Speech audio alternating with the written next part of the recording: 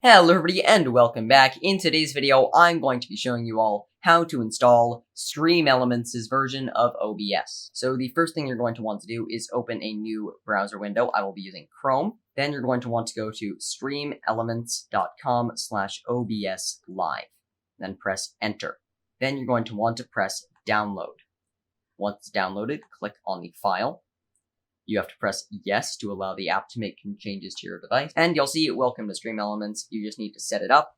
You have to press agree and then press next.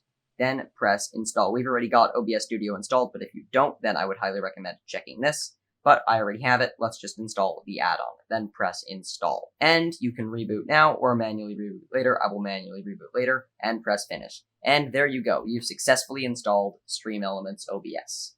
So thank you all so much for watching. If you did enjoy this video, please leave a like and subscribe to my channel, and I'll see you guys in the next video. Goodbye.